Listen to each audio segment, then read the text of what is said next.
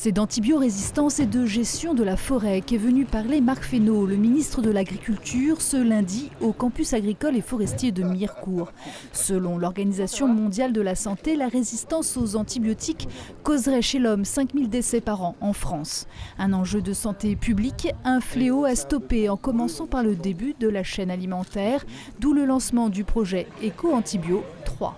C'est 2 millions d'euros environ par an qui seront apportés pour des projets qui seront portés par un certain nombre d'organismes, des instituts de recherche, des établissements, lycées ou autres, ou d'autres établissements d'élevage qui cherchent à continuer la recherche. On continue à regarder et à suivre comment on peut se passer et limiter l'utilisation des antibiotiques. Des projets de recherche sur d'autres voies, comment on améliore la résistance aux maladies, quels sont les effets du dérèglement climatique. Aujourd'hui, il y a des efforts à faire encore sur certaines filières, notamment les chats, les chiens et aussi les chevaux. Et c'est aussi avec les vétérinaires parce que tout ça, c'est un effort commun, éleveurs, vétérinaires, organismes de formation, l'enseignement, etc. 75% de vétérinaires seront formés en plus d'ici 2030, a annoncé le ministre qui veut que les efforts se poursuivent.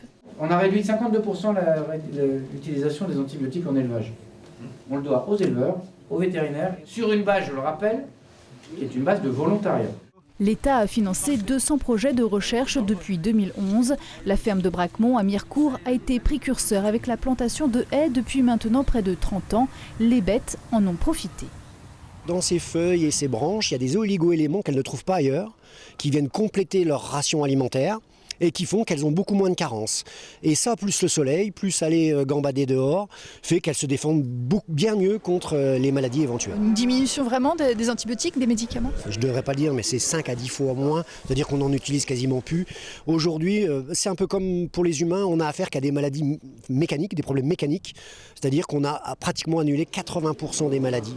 Un déplacement ministériel en 2 temps, dans un département des Vosges couvert pour moitié par la forêt, une forêt touchée par les attaques de scolytes et impactée par la mortalité massive d'épicéas et de sapins, une tempête silencieuse à endiguer par un plan national d'action bois de crise.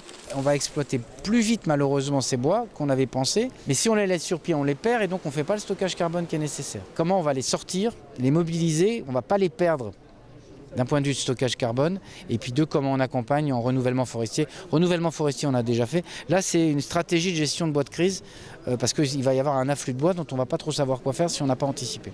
Avec la crise que traverse le monde agricole, le passage du ministre ne pouvait pas se faire sans une rencontre avec les représentants syndicaux. Discussion qui s'est tenue dans une exploitation à Villers, à huis clos, pour évoquer les enjeux locaux.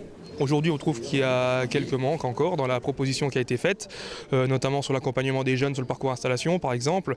On a aussi eu l'occasion de parler d'un autre sujet typique vosgien, c'est le sujet prairie naturelle, avec une interdiction de retournement des prairies naturelles qu'on trouve qui pourrait être dommageable dans certains cas, notamment concernant les éleveurs. Des défis à relever en termes de décarbonation, productivité des élevages et des enjeux environnementaux. Pour les agriculteurs, le mot d'ordre reste pas d'interdiction sans solution.